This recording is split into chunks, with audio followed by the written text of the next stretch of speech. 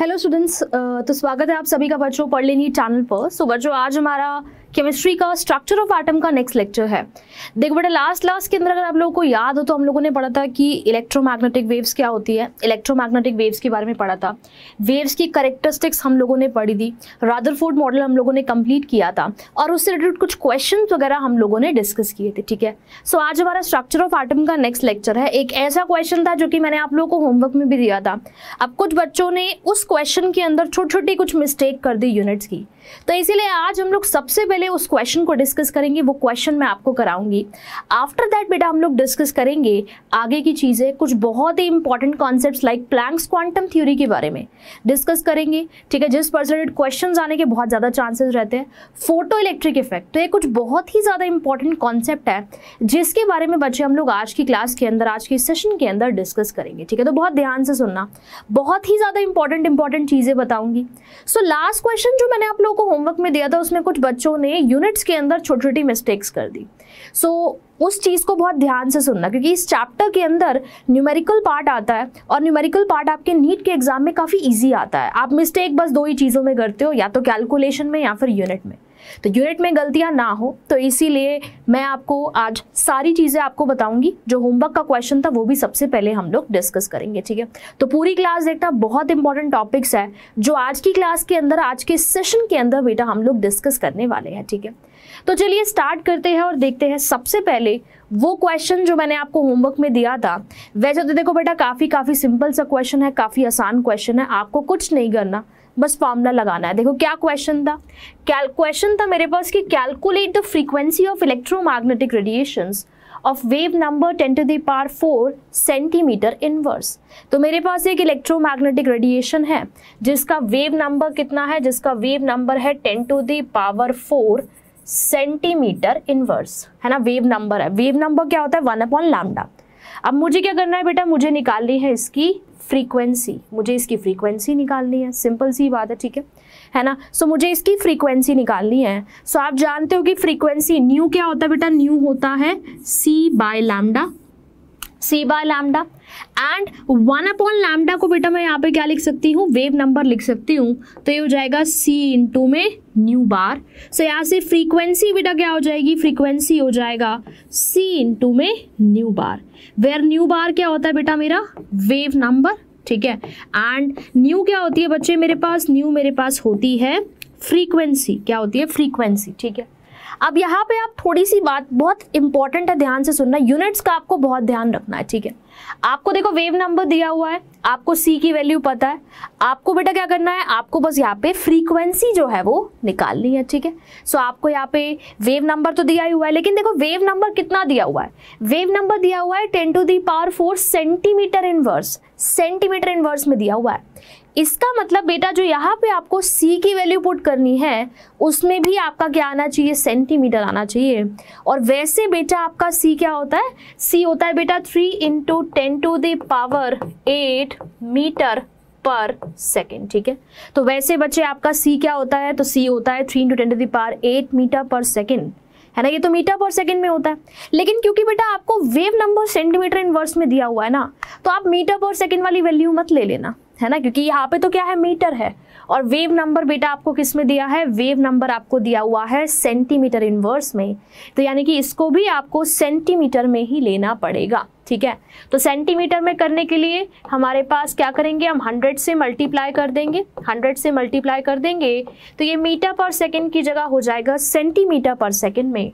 तो C आ जाएगा 3 × 10⁸ 8 × 10⁻², तो ये हो जाएगा 3 × 10⁻10 सेंटीमीटर पर सेकेंड, है ना। तो अब आप वैल्यूज पुट कर सकते हो डायरेक्टली और आंसर आपका आ जाएगा।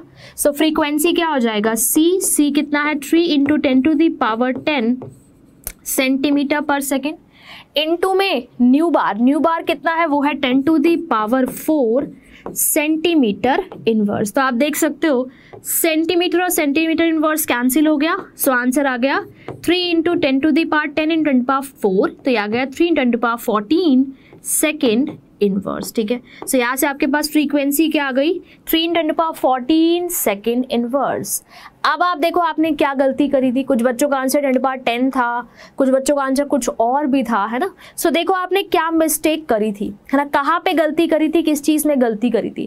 क्वेश्चन तो बेटा बहुत ही सिंपल था, इसमें तो फॉर्मूला ही लगाना है ना डायरेक्टली, उसके अलावा तो हमने कुछ करा ही नहीं, है ना, कुछ करना ही नहीं।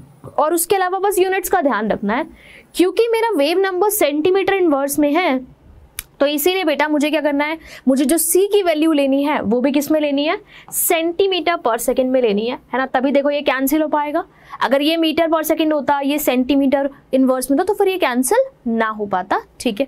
सो इसलिए बच्चे मेरा आंसर क्या आ जाएगा, 3 × 10⁻14 सेकंड इनवर्स, ठीक है। फॉर्मूला तो वही है यार, new is equal to c/λ, 1/λ को मैंने क्या लिख दिया, न्यू बार, यानी कि वेव नंबर मैंने लिख दिया, सिंपल सी बात है, ठीक है। चलिए आगे चलते हैं और डिस्कस करते हैं बेटा हम लोग, जैसे मैंने आपको लास्ट क्लास के अंदर इलेक्ट्रोमैग्नेटिक स्पेक्ट्रम बताया था, सो मैंने आपको बोला था कि बेटा इसको याद करने की जो ट्रिक है वो मैं आपको बता दूंगी, ठीक है। सो इलेक्ट्रोमैग्नेटिक स्पेक्ट्रम में क्या किया हमने, जो इलेक्ट्रोमैग्नेटिक रेडिएशंस थी उनको अरेंज कर दिया था in order of their increasing wavelength और डिक्रीजिंग फ्रीक्वेंसीज, ठीक है। जिसमें बेटा हमने देखा था कि इधर जाने पर हमारे पास क्या हो रहा है, वेवलेंथ जो है वो बढ़ रही है, वेवलेंथ बढ़ रही है ना। एंड इधर जाने पर अब आपको पता है वेवलेंथ और फ्रीक्वेंसी क्या होते हैं, इनवर्सली रिलेटेड, है ना, क्योंकि न्यू क्या होता है, c/λ, है ना। So wavelength is inversely proportional to frequency, और बेटा frequency is inversely proportional to wavelength, है ना। तो इधर जाने पर वेवलेंथ बढ़ रही है, यानी कि फ्रीक्वेंसी क्या हो रही है, घट रही है, ठीक है। सो हमारे पास सबसे ज्यादा हाई फ्रीक्वेंसी की रेडिएशंस होती है गामा रेज, फिर एक्स रेज, फिर अल्ट्रावायलेट, फिर visible, infrared, microwave and then radio waves. Radio waves जो होती है ना वो बहुत ही लो फ्रीक्वेंसी की रेडिएशन होती है, बहुत ही लो फ्रीक्वेंसी की रेडिएशन होती है ना। और लो फ्रीक्वेंसी मतलब हाई वेवलेंथ, एंड बेटा ये बहुत ही हाई वेवलेंथ की रेडिएशन होती है, ठीक है ना। तो आपके पास क्वेश्चन आ जाएगा, विच of the following electromagnetic radiation have highest wavelength, या फिर किसकी फ्रीक्वेंसी सबसे ज्यादा होगी, ठीक है। तो बस कुछ भी नहीं है, ये ऑर्डर ध्यान रखो, है ना। तो इसके लिए छोटी सी ट्रिक है जिससे कि आप याद कर सकते हो, है ना। That is Roman man invented very unusual X-ray gun, Roman man invented very unusual X-ray gun. बस इस लाइन को याद रखो, आप अपने आप ऑर्डर जो है वो याद रख सकते हो, ठीक है। सो रोमन से हमारा मतलब है रेडियो वेव्स, रेडियो वेव्स, ठीक है। सो अगर मैं बात करूं तो रेडियो वेव्स की, अगर ये इसको मैं as an order of wavelength लूं, अगर बेटा मैं इसको as an order of wavelength लूं, सो रेडियो वेव्स की जो वेवलेंथ है वो सबसे ज्यादा होती है, ठीक है। रेडियो वेव्स की जो वेवलेंथ है बेटा वो सबसे ज्यादा होती है। एंड देन मेरे पास आएगा माइक्रोवेव, ठीक है, देन मेरे पास आएगा माइक्रोवेव, ठीक है। फिर बेटा मेरे पास आता है इंफ्रारेड, ठीक है। फिर बच्चे मेरे पास क्या आता है, फिर मेरे पास आता है इंफ्रारेड, इंफ्रारेड, एंड देन मेरे पास आएगा विजिबल, ठीक है, विजिबल रीजन, ठीक है। एंड देन बेटा मेरे पास आएगा अल्ट्रावायलेट, अल्ट्रावायलेट, ठीक है, अल्ट्रावायलेट, एंड देन आएगी एक्स रेज, एंड देन मेरे पास आ जाएगी गामा रेज, ठीक है, गामा रेज, ठीक है। So order of decreasing order of wavelength मेरे पास होता है कि रेडियो वेव की वेवलेंथ सबसे ज्यादा, देन माइक्रोवेव्स की, देन इंफ्रारेड, देन विजिबल, ठीक है, and then UV, then x ray, and then gamma rays. So इस तरीके से आप लोग इसको याद कर सकते हो, that Roman man invented very unusual X-ray gun, Roman man ने बहुत अनयूजुअल एक्सरे गन इन्वेंट करी। इस तरीके से एक छोटी सी ट्रिक से आप ये ऑर्डर याद रख सकते हो, बस ये एक लाइन याद रखना, Roman man invented very unusual X-ray gun, है ना। तो जैसे क्वेश्चन आ जाता है कि which of the following has highest wavelength, radio wave, visible, ultraviolet, X-ray, तो रेडियो वेव की सबसे ज्यादा वेवलेंथ होती है ना। रेडियो वेव की बेटा मेरे पास सबसे ज्यादा वेवलेंथ होती है, ठीक है। तो यहाँ से आप इस तरीके से सिंपली क्वेश्चन को अपने कर सकते हैं, ठीक है, क्लियर है ना। तो इस तरीके से बेटा आप सिंपली अपने क्वेश्चन को सॉल्व कर सकते हो, राइट, क्लियर है ना। तो बस ये इस तरीके से इलेक्ट्रोमैग्नेटिक स्पेक्ट्रम को आप याद रखिए, है ना, और इस पर से आपके पास क्वेश्चन पूछा जा सकता है। ठीक है, तो ये छोटी छोटी बातें थी जो मैंने आपको बताई। चलिए आगे चलते हैं बेटा, और अब हम लोग डिस्कस करते हैं किसके बारे में, छोटा सा थोड़ा सा यूनिट कन्वर्जन, है ना, क्योंकि आगे चल के ना हमें बहुत सारी बार यूनिट कन्वर्जन्स को हमको सीखना ही पड़ेगा, क्योंकि बिना यूनिट कन्वर्जन्स के हमारे पास गलतियां होती है। तो कुछ यूनिट कन्वर्जन है, कुछ रिलेशंस भी है बेसिकली जो हमको याद रखने हैं। ठीक है, जो आपके पास काम में आएंगे। ठीक है, और जब मैं आगे बोलूंगी तो अगर अभी समझ लोगे तो आगे चल के फिर आपको दिक्कत नहीं आएगी। ठीक है, तो चलिए स्टार्ट करते हैं। जैसे कि अगर मैं बात करूं वर्क की, तो वर्क क्या होता है आप सभी जानते हैं। सो वर्क होता है बेटा फोर्स इनटू डिस्प्लेसमेंट, है ना। वर्क क्या होता है बेटा, सो वर्क मेरे पास होता है फोर्स इनटू में डिस्प्लेसमेंट। ठीक है, सो वर्क की यूनिट क्या होती है मेरे पास, जूल होती है। ठीक है, फोर्स की यूनिट क्या होती है, न्यूटन, एंड डिस्प्लेसमेंट हो गया मीटर में। सो आपके पास बेटा जूल किसके इक्वल होता है, joule is equal to newton metre. पहली बात ये है ना, पहली बात ये। ठीक है, देखो फिजिकल केमिस्ट्री के अंदर एक छोटी सी कॉपी आपकी अलग बनी होनी चाहिए जिसमें आपके सिर्फ फॉर्मूलाज और यूनिट्स लिखी होनी चाहिए। स्टार्टिंग से ये मेहनत करके चलोगे तो आगे चल के दिक्कत बिल्कुल भी नहीं आएगी, है ना। एक नोटबुक फिजिकल के अंदर ऐसी जरूर बनानी है जिसमें आपको सिर्फ फॉर्मूलाज और यूनिट्स का ध्यान रखना है ना। अगर अभी बना लोगे वन टाइम एफर्ट है, एक बार मेहनत कर ली ना तो पूरे 2 साल काम में आएगी, और एंड तक इन चीजों में ना तो यूनिट्स में ना ही फॉर्मूलाज में आप कभी भी गलती नहीं करोगे। ठीक है, एक बहुत इंपॉर्टेंट पॉइंट है जो बच्चे नहीं करते, तो इसलिए मैं बता रही हूँ अभी से ऐसा करते चलो। ठीक है, चलिए सो बेटा आपके पास जूल क्या होता है, जूल आपके पास होता है न्यूटन मीटर के equal. So joule is equal to newton metre. ठीक है, वर्क क्या होता है, force into displacement, work unit joule, force newton and displacement metre में। So joule is equal to newton metre. पहली चीज आपको ये ध्यान रखनी है। ठीक है, अब आपको पता है कि यार फोर्स क्या होता है, सो फोर्स होता है मास इनटू में एक्सेलरेशन। ठीक है, मास इनटू में एक्सेलरेशन। ठीक है, सो मास की यूनिट हो गई केजी, एक्सेलरेशन की यूनिट हो गई मीटर पर सेकंड स्क्वायर।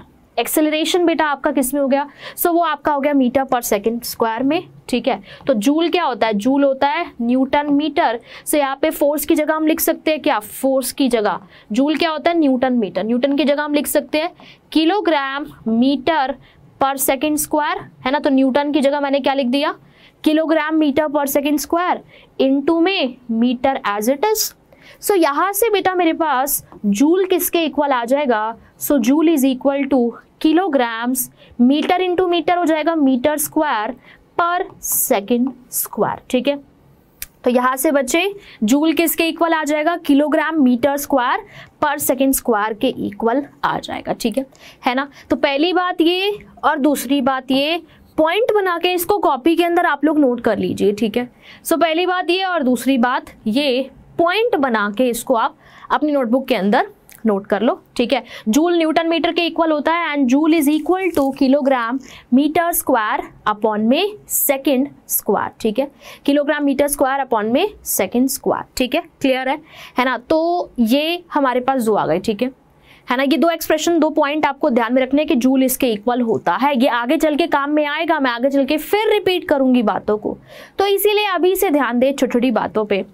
ऐसी बेटा अगर मैं सीजीएस सिस्टम में लिखूं, मतलब यहाँ पे क्या है, लाइक किलोग्राम मीटर सेकंड है। ठीक है, अगर मैं इसको सेंटीमीटर ग्राम सेकंड में लिखूं तो, है ना, तो क्या होगा, तो देखिए 1 जूल कितना है, किलोग्राम। 1 जूल बेटा आपके पास कितना है, so 1 joule is equal to kilogram metre square upon second square. So 1 joule बेटा कितना है, 1 joule is equal to kilogram metre square upon में सेकंड स्क्वायर। ठीक है, kilogram metre square upon second square. ठीक है, सो किलोग्राम को अगर ग्राम में करूंगी तो हो जाएगा 1000 ग्राम। ठीक है, 1000 ग्राम। मीटर को अगर सेंटीमीटर में करते हैं तो 1 मीटर कितना होता है, 100 सेंटीमीटर। सो ये 100 सेंटीमीटर और इसका स्क्वायर है तो इसको स्क्वायर कर देते हैं। ठीक है, डिवाइडेड बाय सेकंड स्क्वायर।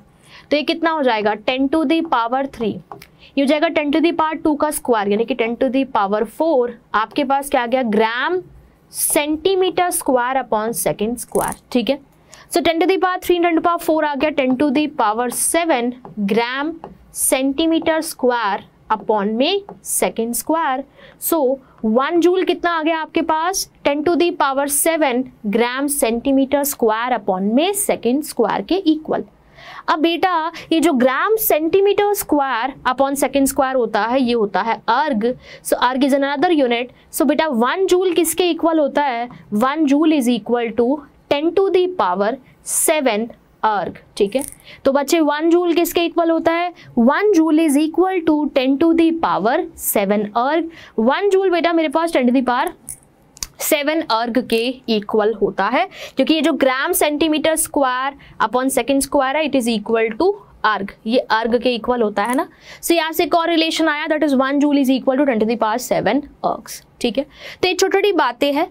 पहला पॉइंट ये, दूसरा पॉइंट ये, तीसरा पॉइंट ये, इन तीनों बातों को अभी दिमाग में बिठा लो, आगे चल के पूरे चैप्टर में बहुत काम में आएगा। ठीक है, अभी समझ लोगे तो आगे चल के कोई दिक्कत नहीं आने वाली, हर चीज क्लियर कट रहेगी तुम्हारे माइंड के अंदर। ठीक है, क्लियर है। सो 1 जूल बेटा कितना होता है? So 1 joule is equal to newton metre, 1 joule newton metre के इक्वल होता है। 1 joule is equal to kilogram metre square upon second square. 1 joule is equal to 10 to the power 7 ergs and 10 to the power 7 gram centimetre square upon में second square. ठीक है, gram centimetre square upon में second square, simple सी बात है। ठीक है, clear है ना। तो ये छोटी छोटी बातें हैं बेटा जिसका आप लोगों को ध्यान रखना है, और इन पर से रिलेटेड क्वेश्चंस वगैरह आपके पास काफी बारी पूछे जा सकते हैं। ठीक है, क्लियर है ना। तो मतलब इन चीजों का बहुत ज्यादा एप्लीकेशन आपके पास आगे आएगा। ठीक है, बस ये 3 पॉइंट अभी आप लोग ध्यान रखिए। राइट, चलिए आगे चलते हैं अपने आज के टॉपिक पे, that is the Planck's quantum theory. अब ये प्लैंक्स क्वांटम थ्योरी क्या थी? ठीक है, तो ना कुछ ऐसे फिनोमिनास थे लाइक ब्लैक बॉडी रेडिएशन, ठीक है, फोटो इलेक्ट्रिक इफेक्ट। ठीक है, तो उन सब को एक्सप्लेन करने के लिए प्लैंक नाम के साइंटिस्ट ने एक थ्योरी दी, that is the Planck's quantum theory, जिसके बारे में हमको पढ़ना है, जिसके बारे में हमको समझना है। ठीक है, तो वैसे तो जितनी भी इलेक्ट्रोमैग्नेटिक रेडिएशन थी they are form of energy. तो वैसे इलेक्ट्रोमैग्नेटिक वेव थ्योरी आई थी, उसने क्या बोला कि एनर्जी ना कंटिन्यूसली एमिट होती है, कंटिन्यूसली एमिट होती है। उसने ऐसा बोला था, ठीक है, कि एनर्जी जो होती है it is emitted continuously emit होती है। इलेक्ट्रोमैग्नेटिक वेव थ्योरी नाम की थ्योरी आई थी। ठीक है, बट फिर जैसे कि मैंने बोला कि कुछ ऐसे फिनोमिनास थे जैसे कि black body radiation, photo electric effect. अब मुझे पता है आप सोचो कि मैम ये क्या होता है, अभी आगे चल के हम लोग पढ़ेंगे कि फोटो इलेक्ट्रिक इफेक्ट क्या है, ब्लैक बॉडी रेडिएशन क्या है, ये सारी चीजें हम लोग डिस्कस करेंगे। ठीक है, तो इन सब को एक्सप्लेन करने के लिए ना प्लैंक ने एक थ्योरी दी, और उस थ्योरी का नाम दिया गया प्लैंक्स क्वांटम थ्योरी। ठीक है, क्या नाम दिया गया? Planck's quantum theory. अब बेटा ये प्लैंक्स क्वांटम थ्योरी क्या है, यही हम लोगों को समझना है, यही हम लोगों को जानना है। ठीक है ना। तो प्लैंक्स क्वांटम थ्योरी ने क्या बोला कि जब भी हमारे पास कोई एनर्जी है, मतलब कोई भी एटम या कोई मॉलिक्यूल है, वो एनर्जी एमिट करता है या फिर अगर वो एनर्जी एब्जॉर्ब करता है ना, जैसे पहले तो बोला गया था कि कंटिन्यूसली एमिट होगी, है ना, लेकिन प्लैंक्स क्वांटम थ्योरी ने बोला कि जब भी कोई एटम या कोई मॉलिक्यूल एनर्जी को एमिट करेगा या फिर एनर्जी को एब्जॉर्ब करेगा तो वो कंटिन्यूसली एब्जॉर्ब नहीं होती या फिर कंटिन्यूसली एमिट नहीं होती, वो ना छोटे छोटे पैकेट्स की फॉर्म में एब्जॉर्ब होती है या फिर एमिट होती है। या फिर अगर सिंपल भाषा में बोलूँ तो उसने बोला कि जब भी लाइट हमारी ट्रेवल करेगी ना, या फिर जब भी एनर्जी हमारी एमिट होगी या फिर एब्जॉर्ब होगी, तो वो छोटे छोटे पैकेट्स की फॉर्म में होती है। ठीक है, एमिट या एब्जॉर्ब होती है, और इन पैकेट्स का नंबर बहुत बड़ा है, बहुत लार्ज नंबर है इन पैकेट्स का, है ना। अब इसका मतलब क्या है, चलो मैं तुमको एक छोटे से एग्जाम्पल के थ्रू समझाती हूँ कि एक्चुअल में मतलब क्या है इसका। ठीक है, अब जैसे मान लो कि मैंने ना क्या किया, मैंने एक बुलेट लगाई यहाँ पे। ठीक है, बहुत बेसिक से एग्जाम्पल से समझते हैं। मैंने एक बुलेट लगाई, ठीक है, मैंने क्या किया, है ना, मतलब एक पिस्टन सी मान लो है, ठीक है, पिस्टन लगाई, सॉरी। अब पिस्टन के अंदर क्या है, थोड़ी सी मतलब बुलेट्स वगैरह है, ठीक है। तो होगा क्या है इनमें से ना, अगर मैं एक बार ऐसे करूंगी तो इसमें से एक बुलेट निकलेगी, अगर मैं दूसरी बारी ऐसे करूंगी तो दूसरी निकलेगी, तीसरी बारी टक करूंगी तो तीसरी निकलेगी। ऐसे ही होता है ना, ऐसे ही तो होता है ना, ऐसे ही होता है ना बेटा। ठीक है, बट अगर मैं क्या करूं, अगर मैं इसकी जगह, इस गन की जगह क्या करूं, एक ऑटोमेटिक राइफल लगा दूं, ऑटोमेटिक राइफल जिसमें से निकलती जा रही है गोलियां, निकलती जा रही है। ठीक है, अगर मैं क्या करूं बेटा, अगर मैं इसकी जगह एक ऑटोमेटिक राइफल लगा दूं जिसमें से कंटिन्यूसली गोलियां निकलती जा रही है, ठीक है। पहले तो क्या था, हमने एक गन सी लगाई, एक बार टक करेंगे तो एक गोली निकलेगी, दूसरी लगाई, दूसरी बार टक करेंगे तो दूसरी गोली निकलेगी, ठीक है। तीसरी लगाई, तीसरी बार टक करेंगे तो तीसरी गोली निकलेगी, ठीक है। ऐसा करके हमारे पास होगा। बट अगर मैं इसकी जगह एक ऑटोमेटिक राइफल लगा दूं तो उसमें से गोलियां निकलती जाएगी, ऐसे कंटिन्यूसली निकलेगी, मतलब लगातार निकलेगी, है ना।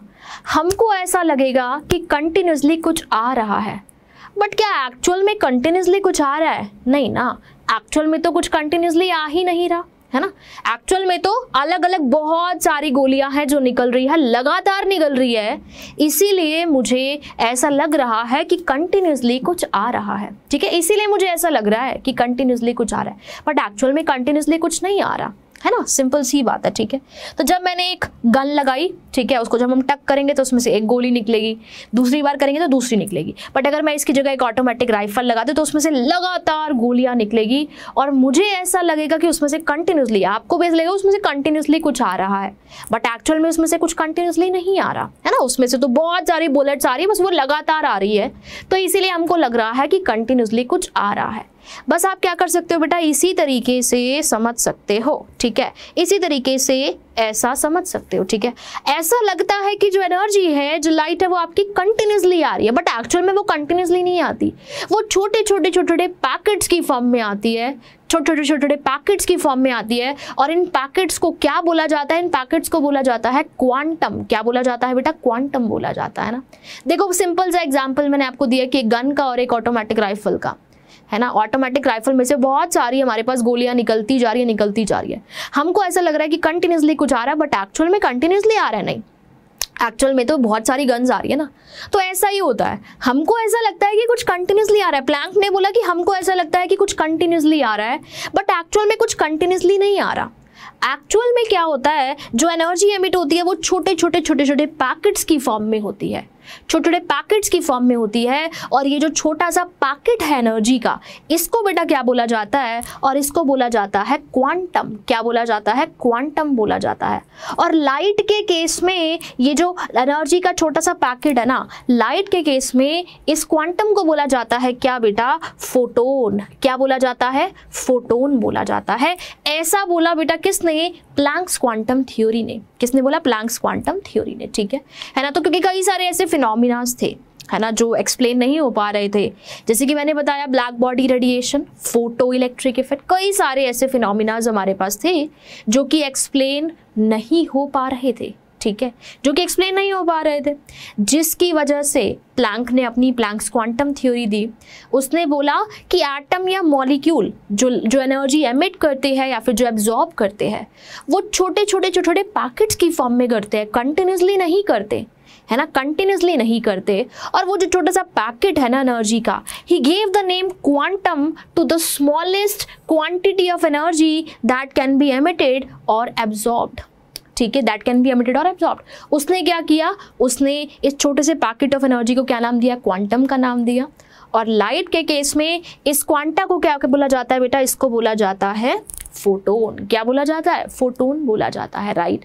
और लाइट के केस में बेटा इस क्वांटम को क्या बोला जाता है?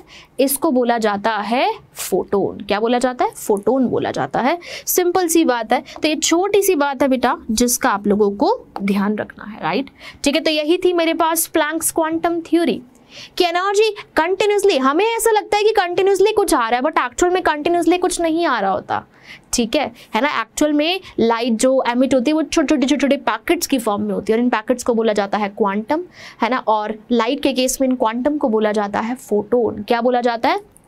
फोटोन बोला जाता है, ठीक है। सो यही मेरे पास क्या थी? यही मेरे पास थी प्लैंक्स क्वांटम थ्योरी, ठीक है, प्लैंक्स क्वांटम थ्योरी, ठीक है। अब आप सोचोगे कि मैम ये फोटोन क्या होता है, कैसा दिखता है? यार हमें उससे कोई मतलब नहीं है कि फोटोन कैसा दिखता है, क्या है, ठीक है ना, हमें उससे कोई मतलब ही नहीं है, ठीक है। हमें बस इतना पता है कि एनर्जी कंटिन्यूसली एमिट नहीं होती, छोटे छोटे पैकेट्स की फॉर्म में एनर्जी एमिट होती है, जिसको हम लोग क्वांटम बोलते हैं। और लाइट के केस में इस एनर्जी को बोला जाता है बेटा क्या? फोटोन। क्या बोला जाता है? फोटोन बोला जाता है, राइट, क्लियर है ना। फिर क्या बोला गया देखो, तो फिर उसने बोला कि जो ये एक क्वांटम है ना, इसकी जो एनर्जी होती है, जो ये एक क्वांटम है, इस क्वांटम की जो ये जो एक क्वांटम है, इस क्वांटम की बेटा जो एनर्जी होती है ना, क्वांटम की जो एनर्जी है, it is proportional to the frequency of radiation. It is proportional to the frequency of radiation.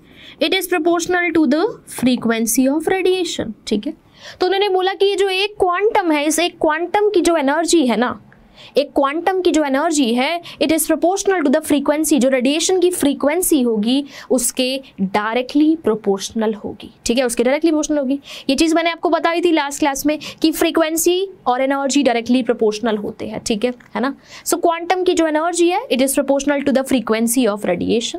अब आप सभी जानते हैं कि जब भी बेटा हम लोग प्रोपोर्शनैलिटी साइन हटाते हैं तो एक कांस्टेंट आता है. ठीक है, तो जब भी बच्चे हम लोग प्रोपोर्शनैलिटी साइन हटाएंगे तो एक कांस्टेंट आएगा. तो यहाँ पे एक कांस्टेंट आता है और वो कांस्टेंट बेटा क्या होता है, वो कांस्टेंट होता है h. ठीक है, सो यहाँ पे बच्चे एक कांस्टेंट आता है और वो कांस्टेंट होता है h.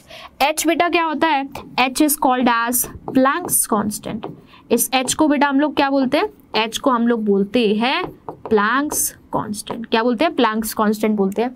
इसकी वैल्यू अगेन तुमको याद करनी पड़ेगी, है ना. पहली बारी में थोड़ा लगेगी यार ये तो बहुत बड़ी सी है, लेकिन जब आप क्वेश्चंस के अंदर बार बार इस्तेमाल करेंगे तो आपको वैसे ही बहुत आसान लगने लगेगी. ठीक है, सो एक क्वांटम की जो एनर्जी होती है ना, it is directly proportional to the frequency of radiation. Radiation की फ्रीक्वेंसी के वो डायरेक्टली प्रोपोर्शनल होती है. तो प्रोपोर्शनलिटी साइन हटाया हमने तो यहाँ पे एक कांस्टेंट आ गया. इस h को बेटा हम क्या बोलते हैं, इस h को बेटा हम लोग बोलते हैं प्लैंक्स कांस्टेंट. क्या बोलते हैं, प्लैंक्स कांस्टेंट इसको हम लोग बोलते हैं. ठीक है, क्लियर है.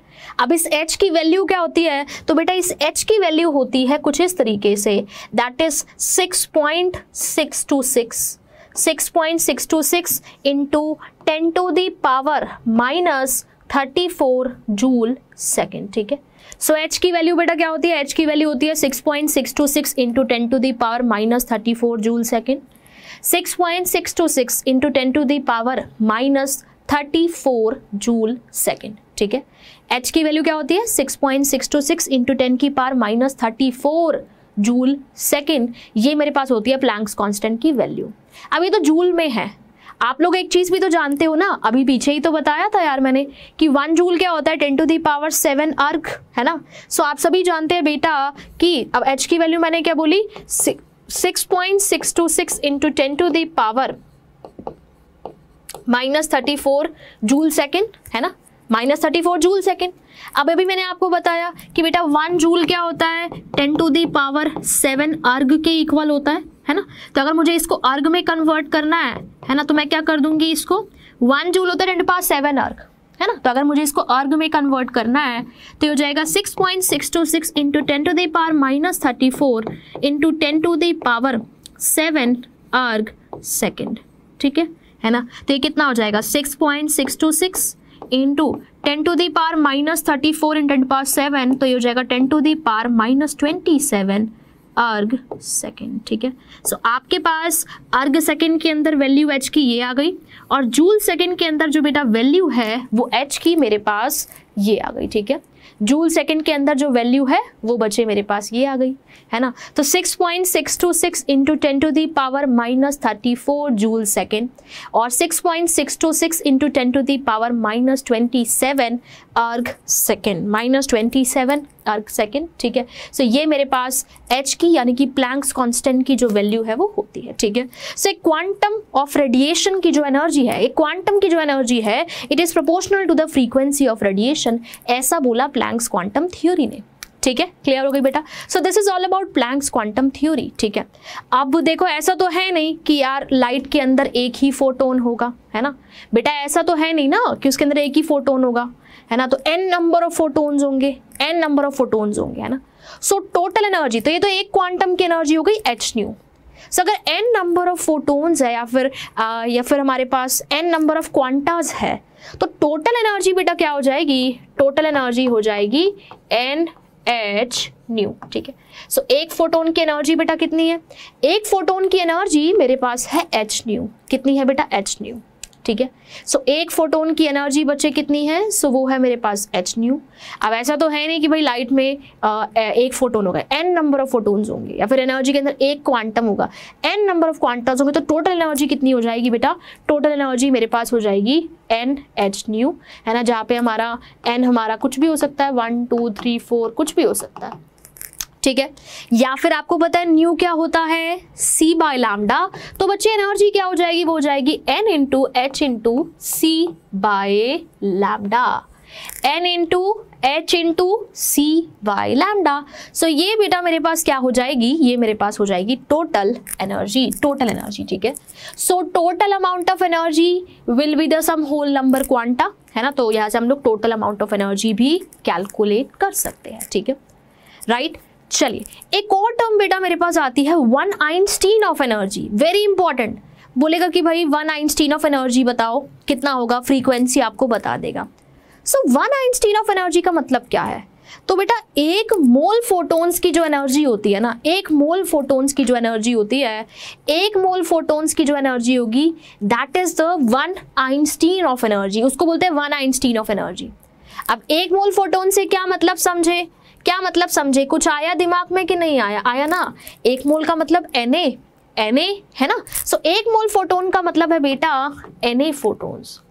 एक मोल फोटोन्स का मतलब बेटा क्या है, एक मोल फोटोन्स का मतलब है बच्चे Na फोटोन्स। एक मोल फोटोन का मतलब है Na फोटोन्स, राइट, क्लियर है ना। सो एक मोल फोटोन का मतलब है Na फोटोन्स। सो एक मोल फोटोन्स की जो एनर्जी है उसी को बेटा हम लोग क्या बोलते हैं, उसी को बोलते हैं one Einstein of energy, one Einstein of energy. यानी कि बेटा Na फोटोन्स की जो एनर्जी है उसको बोलेंगे वन आइंस्टीन ऑफ एनर्जी।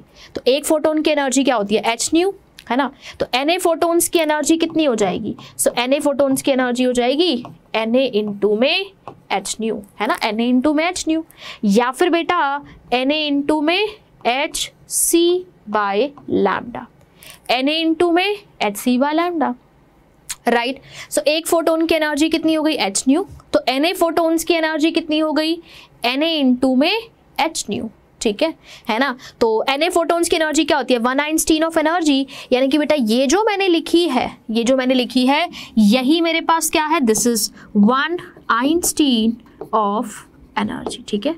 ये जो बेटा मैंने लिखी है यही क्या है, यही बेटा मेरे पास है वन आइंस्टीन ऑफ एनर्जी, ठीक है। यही बच्चे मेरे पास क्या होती है, यही मेरे पास होती है one Einstein of energy, simple सी बात है, ठीक है। So this is one Einstein of energy, right, clear है ना, सभी बच्चों को क्लियर है। So this is one Einstein of energy.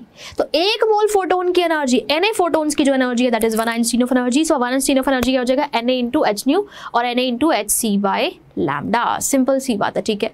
तो ये अगेन एक फॉर्मूला आता है आपके पास छोटा सा, देखो जो भी इंपॉर्टेंट चीज है ना उसमें कॉपी पे ऐसे चांद सितारे लगा लिया करो, ठीक है ना, तुम्हें खुद आइडिया हो जाएगा कि इस पे चांद सितारे लगे हुए हैं, दैट मीन्स इस पर से क्वेश्चन बन सकता है ना, है ना। तो अपनी कॉपी को ना एक क्या बोलते हैं, थोड़ा सा स्मार्टली उसमें चीज़ें लिखा करो। कोई इंपॉर्टेंट चीज़ आ रही है तो उस पर चांद सितारे लगा लो, कोई एक्सेप्शन आ रहा है तो उस पर स्माइली बना दिया कि यार ये तो एक्सेप्शन है, ये तो मैं भूल सकता हूँ, इसको मुझे याद करना पड़ेगा, है ना।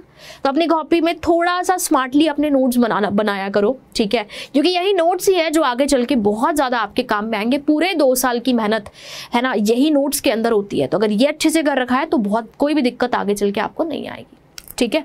सो एनर्जी क्या होता है बेटा, एनर्जी होता है Na इंटू h न्यू, ठीक है। एक मोल फोटोन की एनर्जी होगी Na into h new, one Einstein of energy मेरे पास ये हो जाएगी, ठीक है जी। चलिए तो आप थोड़ा पढ़ तो लिया प्लैंक्स क्वांटम थ्योरी क्या होती है।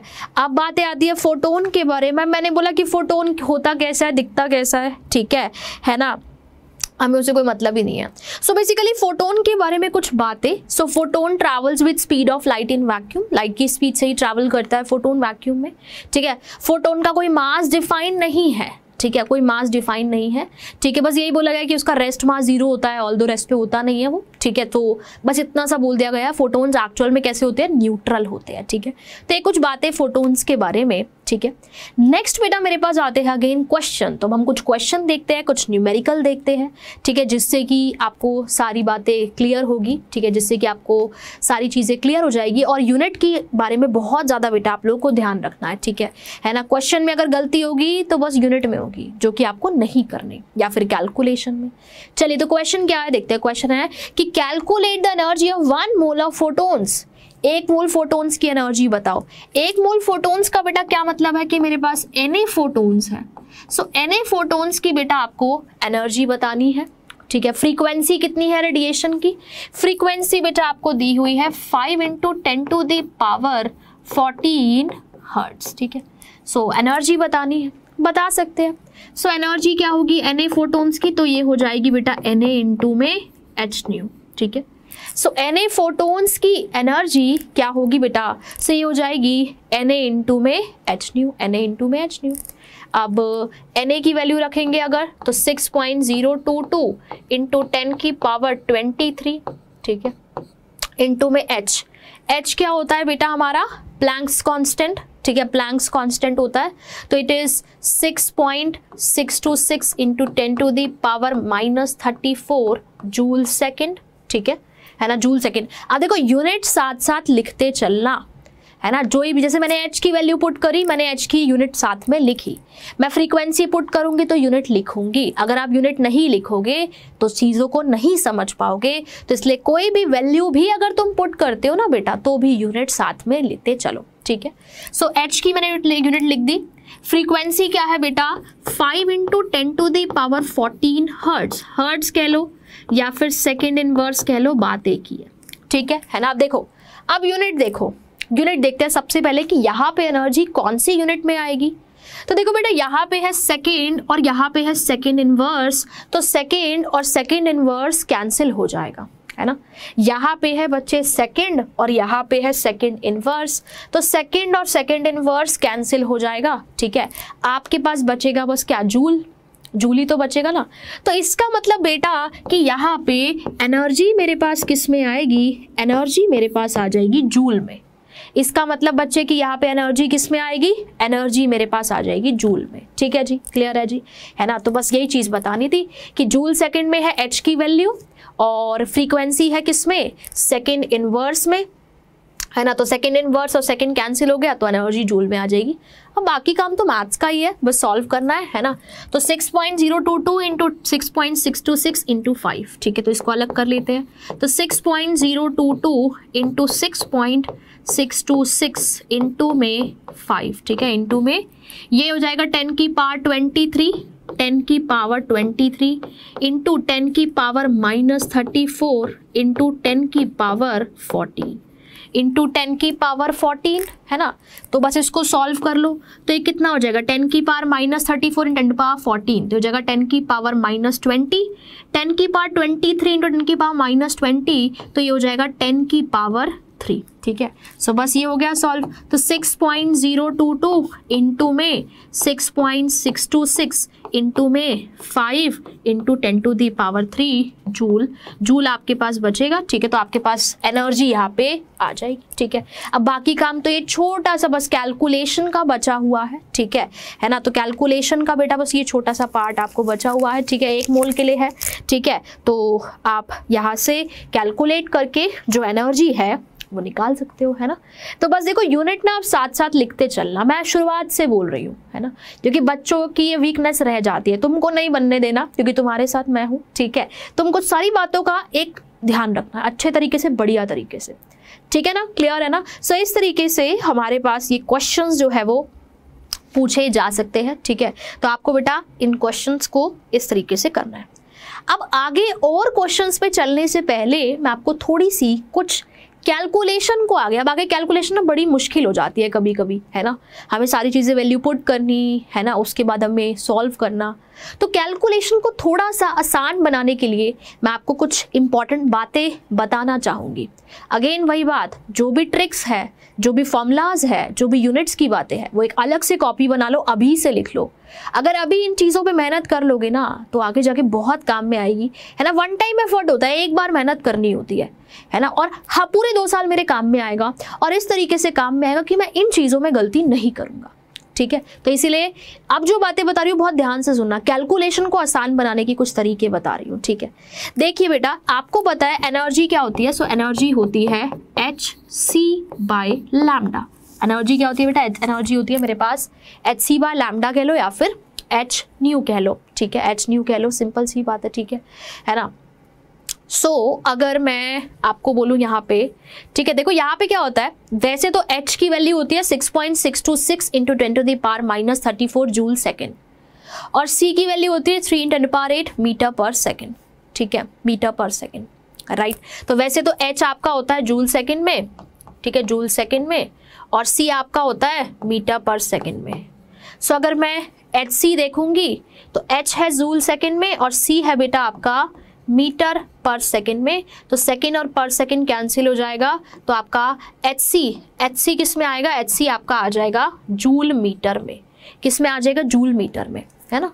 तो एच जूल सेकेंड में, सी मीटर पर सेकेंड में, तो एच सी यहाँ से आपका आ जाएगा जूल मीटर में, ठीक है, ये आ जाएगा एच सी। अब जूल के अलावा एक और यूनिट भी होती है which is electron volt, electron volt. तो इलेक्ट्रॉन वोल्ट और जूल में क्या रिलेशन होता है उसके बारे में बताती हूँ। सो बेटा 1 इलेक्ट्रॉन वोल्ट होता है कितना, वो होता है 1.6 इंटू 10 की पावर माइनस 19 जूल्स, ठीक है। सो 1 इलेक्ट्रॉन वोल्ट कितना होता है, सो वो होता है 1.6 into 10 to the power minus 19 joule. बहुत ध्यान से सुनना, अब वाला जो कॉन्सेप्ट बता रही हूँ उसको। 1 इलेक्ट्रॉन वोल्ट कितना होता है, 1.6 into 10 to the power minus 19 joule के इक्वल, ठीक है। तो देखो वैसे तो हमारी एच सी की वैल्यू अगर हम पुट करेंगे, एच की वैल्यू, सी की वैल्यू, तो वो आएगी किसमें, जूल, किसमें आएगी, जूल मीटर में आएगी, ठीक है। बट हमने क्या किया, हमने एच सी की कुछ वैल्यू निकाली, ठीक है। तो एच सी की जो वैल्यू होती है ना, सो वो आपके पास होती है कितनी, 1240 इलेक्ट्रॉन वोल्ट नैनोमीटर। क्या होती है, जूल की जगह बस इलेक्ट्रॉन वोल्ट है और मीटर की जगह बस नैनोमीटर है। तो हमने इन यूनिट्स में HC की वैल्यू निकाली, तो HC की वैल्यू आई 1240 electron volt nanometre, 1240 electron volt nanometre HC की वैल्यू। जूल की जगह बस इलेक्ट्रॉन वोल्ट में निकाली, मीटर की जगह बस नैनोमीटर हमने लिया है। तो HC की जो वैल्यू है बेटा वो मेरे पास कुछ इस तरीके से आई। अब आप बोलोगे कि मैम इसका कैसे यूज है, तो देखो बेटा आपको पता है कि, आपको पता है, ये पहली बात है, आपको पता है कि एनर्जी क्या होता है, एनर्जी होता है बेटा hc बाय लैम्डा। एनर्जी बेटा क्या होता है, एनर्जी होता है hc by lambda, hc by lambda. hc कितना होता है, hc होता है 1240 इलेक्ट्रॉन वोल्ट नैनोमीटर, ठीक है। देखो अगर आपके पास hc की वैल्यू है इतनी, ठीक है, अगर आप hc की वैल्यू रखते हो इलेक्ट्रॉन वोल्ट नैनोमीटर में, राइट, इसको हटा देते हैं अभी वैल्यू को, ठीक है। तो अगर आप hc की वैल्यू इलेक्ट्रॉन वोल्ट नैनोमीटर में ले रहे हो, इलेक्ट्रॉन वोल्ट नैनोमीटर में ले रहे हो, ठीक है।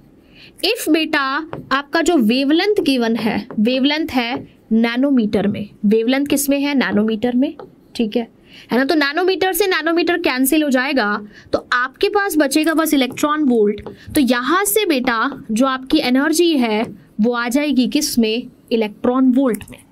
यहाँ से बेटा आपकी जो एनर्जी है, HC की वैल्यू मुझे पता है इलेक्ट्रॉन वोल्ट नैनोमीटर में इतनी होती है। क्वेश्चन में मुझे जो वेवलेंथ है वो नैनोमीटर में दी होगी, HC की वैल्यू इलेक्ट्रॉन वोल्ट नैनोमीटर में पता है, हम पुट करेंगे तो ऊपर नीचे नैनोमीटर नैनोमीटर कैंसिल, तो एनर्जी आपकी इलेक्ट्रॉन वोल्ट में आ जाएगी। सो इन शॉर्ट कहने का मतलब बस इतना सा है कि ये कैलकुलेशन को थोड़ा सा आसान बनाने के लिए है, वरना आप H की वैल्यू पुट करोगे, C की वैल्यू पुट करोगे, फिर लैम्डा कुछ दिया होगा उसको पुट करोगे, है ना, तो चीज़ें बहुत लंबी हो जाती है।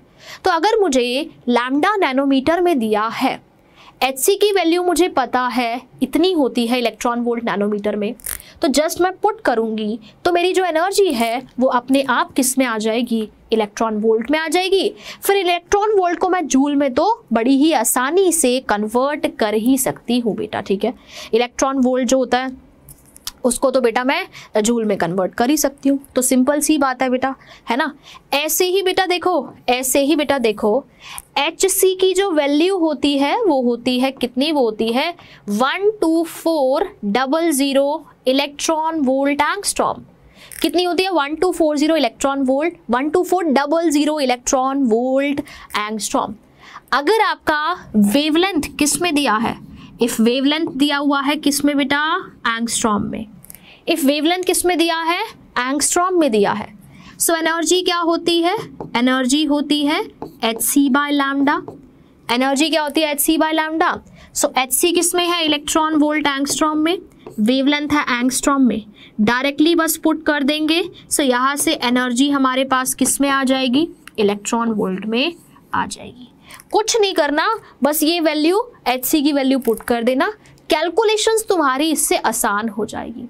अभी क्वेश्चन कराऊंगी, थोड़ी सी अगर कंफ्यूजन हो रही है तो परेशान नहीं होने का, अभी क्वेश्चंस कराएंगे, चीजें अपने आप क्लियर हो जाएगी, ठीक है ना, क्लियर है ना। सो कहने का मतलब बस इतना सा है कि बेटा इफ लैम्डा आपका नैनोमीटर में दिया हुआ है ना, नैनोमीटर में दिया हुआ है, तो आप डायरेक्टली Hc की वैल्यू को 1240 इलेक्ट्रॉन वोल्ट नैनोमीटर पुट करोगे।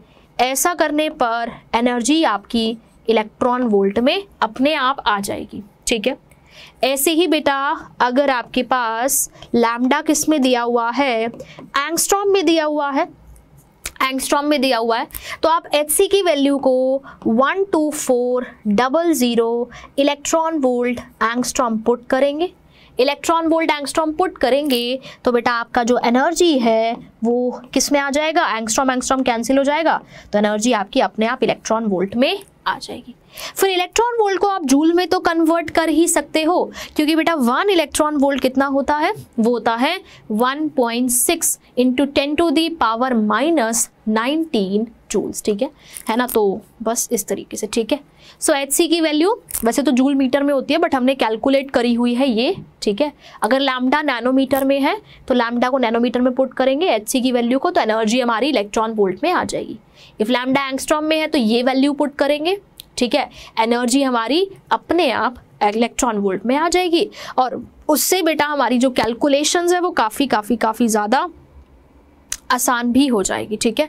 तो इसीलिए मैंने बोला, ठीक है, इसीलिए बेटा मैंने आपको बोला कि इस चीज़ पे बहुत ध्यान देना, ये कैलकुलेशन को आसान बनाएगा, क्वेश्चंस को जल्दी सॉल्व कराएगा, क्योंकि टाइम की कमी तो बहुत ज़्यादा होती है पेपर में, है ना। तो इसलिए चीज़ों को जल्दी करना हमें अभी से सीखना होगा, चीज़ों को जल्दी करना हमें अभी से आदत डालनी पड़ेगी, ठीक है। चलो अब क्वेश्चन देखते हैं, उसमें मैं इस चीज़ का इस्तेमाल कराऊंगी तो आपको अपने आप फंडा क्लियर हो जाएगा, है ना। चलिए तो क्वेश्चन देखते हैं बेटा। क्वेश्चन है अगला आपके सामने, ये क्वेश्चन क्या है, calculate the energy of 100 photons. मेरे पास 100 फोटोन्स है ना, यानी कि कितने फोटोन्स है, 100, तो n की वैल्यू है 100। If wavelength of light is 2000 angstrom, so wavelength क्या है लाइट की, 2000 एंगस्ट्रॉम है। मुझे क्या करना है, मुझे एनर्जी निकालनी है, मुझे एनर्जी निकालनी है। देखो अब उसने मेंशन नहीं किया मुझे कि एनर्जी कौन सी यूनिट में निकालनी है, उसने नहीं बोला कि तुम जूल में निकालो या तुम इलेक्ट्रॉन वोल्ट में निकालो, किस में एनर्जी निकालो, ठीक है। तो उसने बेटा इस चीज़ के बारे में मेंशन नहीं किया, ठीक है, किस में एनर्जी निकालनी है, ठीक है, तो उसने मेंशन नहीं किया। तो देखो मैं आपको दोनों तरीके से क्वेश्चन को सॉल्व करना बताती हूँ, एक तो पूरा तरीका नॉर्मल वाला, और एक ये थोड़ा इसका कम टाइम वाले चीज़ों का इस्तेमाल करके, दोनों से बताती हूँ, ठीक है। बस एक क्वेश्चन बताऊंगी, बाकी आप करके भी देख सकते हो, ठीक है। अब देखो सिंपल सी बात है, पहले तो अपना सिंपल मेथड लगाते हैं। क्या देखो E क्या होता है, E होता है Hc/λ, Hc/λ, राइट। सो NhC/λ, सॉरी, क्योंकि 100 फोटोन्स है ना, ये तो एक फोटोन का हुआ Hc/λ, तो है ना। सो एनर्जी मुझे निकालनी है, n की वैल्यू है बेटा 100, h कितना है, h है 6.626 into 10⁻⁻34 joule second, 6.626 into 10⁻⁻34 joule second, ठीक है, -34 जूल सेकेंड, सिंपल है, ठीक है ना। c की वैल्यू कितनी होती है, 3 इंटू 10⁸ मीटर पर सेकेंड, राइट। c की वैल्यू रख दी, डिवाइडेड बाय लैम्डा। अब बेटा लैम्डा तो मुझे यहाँ पे एंगस्ट्रॉम में दिया हुआ है, क्या मैं यहाँ पे एंगस्ट्रॉम में पुट कर दूं, नहीं, एंगस्ट्रॉम में तो पुट नहीं कर सकते। क्यों नहीं कर सकते, है ना, एंगस्ट्रॉम में बेटा हम लोग पुट नहीं कर सकते। क्यों नहीं कर सकते एंगस्ट्रॉम में पुट, ठीक है, क्यों नहीं कर सकते, है ना। देखो क्योंकि यहाँ पे मेरे पास मीटर आ रहा है, तो अगर मैं लैम्डा एंगस्ट्रॉम में पुट कर दूंगी तो मेरा क्वेश्चन वैसे ही गलत हो जाएगा, है ना। तो लैम्डा को आपको यहाँ पे, क्योंकि यहाँ पे देखो सेकंड और पर सेकंड तो कैंसिल हो गया, बच रहा है मीटर, राइट। तो वेवलेंथ को आपको यहाँ पे मीटर में लेना पड़ेगा, आपको दिया है एंगस्ट्रॉम में। सो बेटा एक एंगस्ट्रॉम होता है 10⁻⁻10 मीटर, है ना, ये तो याद ही होगा, है ना, मूल कॉन्सेप्ट वाले चैप्टर में ये सारी चीजें आप लोगों ने सीखी होगी। सो 1 एंगस्ट्रॉम कितना होता है 10⁻⁻10 मीटर। सो बेटा है कितना वेवलेंथ 2000 एंगस्ट्रॉम। सो 2000 एंगस्ट्रॉम हो जाएगा 2000 इंटू में 10⁻⁻10 मीटर, ठीक है।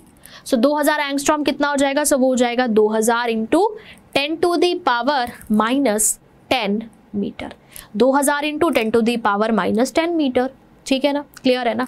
तो लैम्डा को पुट कर देते हैं, सो वो हो जाएगा 2000 इंटू में 10⁻⁻10 मीटर, यानी कि बेटा यहाँ पे मेरा लैम्डा किस में होना चाहिए, मीटर में, ठीक है। इस चीज को आप ध्यान रख लो, नोट कर लो, है ना, is equal to H C by lambda वाले फॉर्मूला में अगर आप एच की वैल्यू जूल सेकंड में रख रहे हैं, ठीक है, is equal to H C by lambda वाले फॉर्मूला में अगर आप एच की वैल्यू जूल सेकंड में रख रहे हैं, सी की वैल्यू मीटर पर सेकंड में रख रहे हैं, सो बेटा आपका लैम्डा यहाँ पे होना चाहिए मीटर में।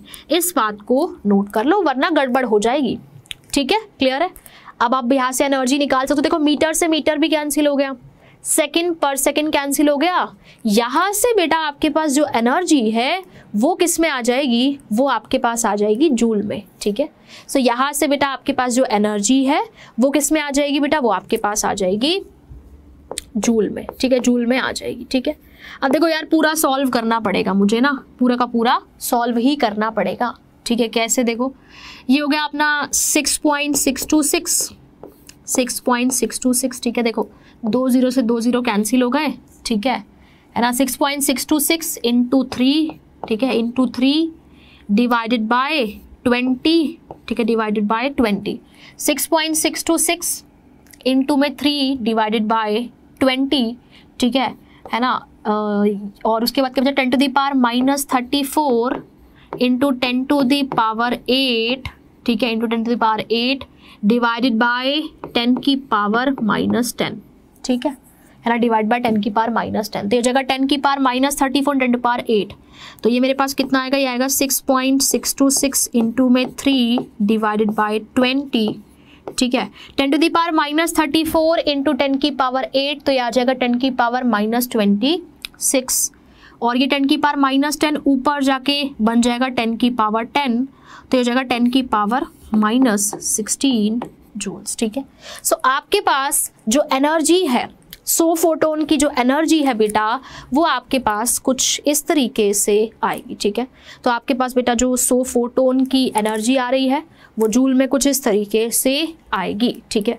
तो एक तो तरीका ये है क्वेश्चन को सॉल्व करने का कि आप इस तरीके से सॉल्व करो, पूरा एच की वैल्यू पुट करो, सी की वैल्यू पुट करो, लैम्डा को मीटर में पुट करो, है ना, एंड देन वहाँ से आप जो एनर्जी है वो निकाल लो, ठीक है।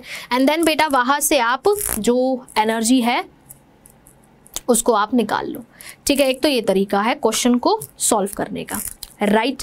अब एक और तरीका क्या है क्वेश्चन को सॉल्व करने का, एक और तरीका क्या है, ठीक है।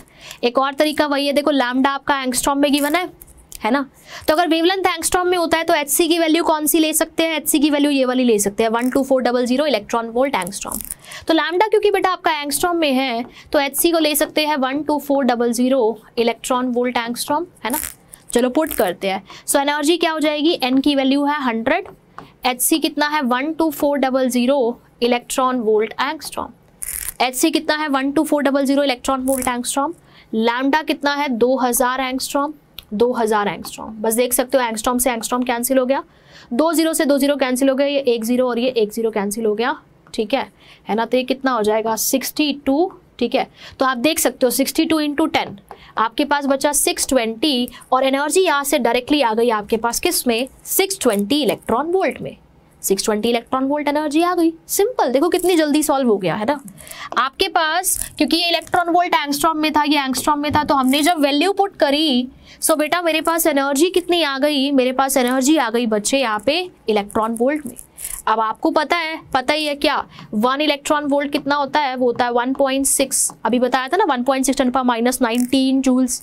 सो 1 इलेक्ट्रॉन वोल्ट होता है 1.6 इंटू 10⁻−19 जूल्स। सो यहाँ से बेटा एनर्जी कितनी आ जाएगी 620 इलेक्ट्रॉन वोल्ट कितना होगा, 620 इंटू में 1.6 इंटू में 10⁻−19 जूल्स। तो यहाँ से भी आंसर आ गया, आप देख सकते हो यार, यहाँ से तो जल्दी आ गया, वहाँ से तो मुझे बहुत टाइम लग रहा था। मैंने उसको मीटर में किया वेवलेंथ को, और फिर कैलकुलेशन भी थोड़ी बड़ी ही पड़ेगी, है ना। तो आप देख सकते हैं बेटा किस तरीके से मेरे पास जो चीज़ मैंने आपको बताई उसका इस्तेमाल करके क्वेश्चन हमारा थोड़ा सा कंपैरेटिवली जल्दी सॉल्व हो गया, है ना। और हर चीज़ को अब थोड़ा स्पीडली, थोड़ा जल्दी करने की आदत हमको डालनी पड़ेगी, ठीक है। तो अभी से डालोगे, है ना। हो सकता है कि पहली बारी में थोड़ा मुश्किल लगे, लेकिन जब आप दूसरी बार करोगे, तीसरी बार चीज़ों को करोगे तो आपको चीज़ें अपने आप आसान लगने लगेगी, है ना। पहली बार हर चीज़ थोड़ी सी मुश्किल लगती ही है, लेकिन जब हम दूसरी बार तीसरी बार करते हैं तो हमको चीज़ें कंपैरेटिवली आसान लगने लगती है ना। तो इसीलिए, ठीक है। सो एनर्जी कितनी हो गई बेटा, 620 इंटू 1.6। मेरे पास आ गई थी 620 इलेक्ट्रॉन वोल्ट, मेरे पास आ गया था, है ना, कैलकुलेट कर करके। फिर हमें पता है 1 इलेक्ट्रॉन वोल्ट इतने जूल के इक्वल होता है, तो हमने जूल में कर दिया, डायरेक्टली सॉल्व हो गया, है ना। देख सकते हो बेटा आप किस तरीके से मैंने आपको दोनों तरीकों से क्वेश्चन को सॉल्व करना बताया, दोनों तरीकों से बताया, ठीक है। और पूरा पूरा बता रही हूँ, ठीक है, ताकि तुम्हारे मन में किसी तरीके की कोई कंफ्यूजन ना रहे, कोई डाउट ना रहे, ठीक है। क्लियर है। सो बेटा इस तरीके से हम लोग क्या कर सकते हैं, इस तरीके से हम लोग जो एनर्जी है वो कैलकुलेट कर सकते हैं, ठीक है। क्लियर है। इस तरीके से बच्चे हम लोग जो एनर्जी है वो निकाल सकते हैं, या तो hc बाय लैम्डा लगाएंगे, nhc बाय लैम्डा लगाएंगे। यहाँ पे आपका लैम्डा मीटर में होना चाहिए, ठीक है, इस चीज़ को ध्यान रखना। या फिर हम hc की वैल्यू मैंने इलेक्ट्रॉन वोल्ट एंगस्ट्रॉम वाली पुट कर दी, है ना, लैम्डा एंगस्ट्रॉम में पुट कर दिया, एनर्जी आ गई इलेक्ट्रॉन वोल्ट में, फिर उसको इलेक्ट्रॉन वोल्ट को मैंने जूल्स में कर दिया, ठीक है ना। क्लियर है ना, है ना। तो बेटा आज घर पे जाके एनसीईआरटी में कुछ क्वेश्चंस दिए होंगे आपके पास प्लैंक्स क्वांटम थ्योरी पे बेस्ड, तो आज घर पे जाके बस उनको अच्छे से सॉल्व कर लेना, ठीक है ना। तुम्हारी नैया तो वैसे ही पार हो जाएगी फिर, ठीक है। साथ साथ एनसीईआरटी को कर लो, एनसीईआरटी के क्वेश्चंस तो कर ही लो, बहुत ज़रूरी है, ठीक है।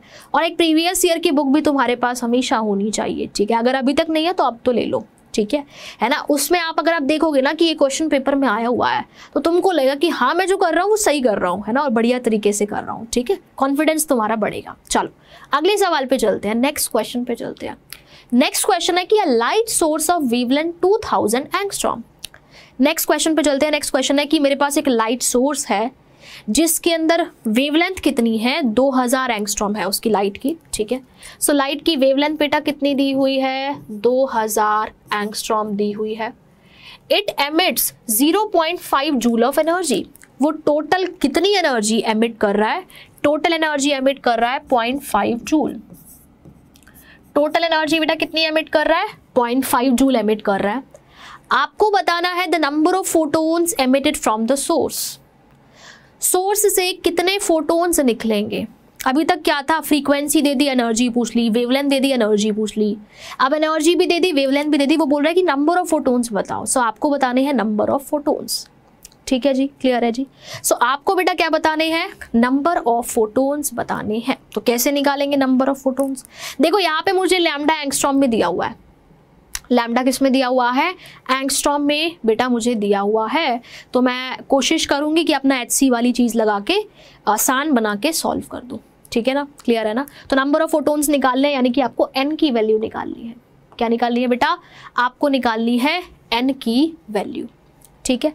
तो देखो एनर्जी क्या होता है, एनर्जी होता है n into HC by lambda.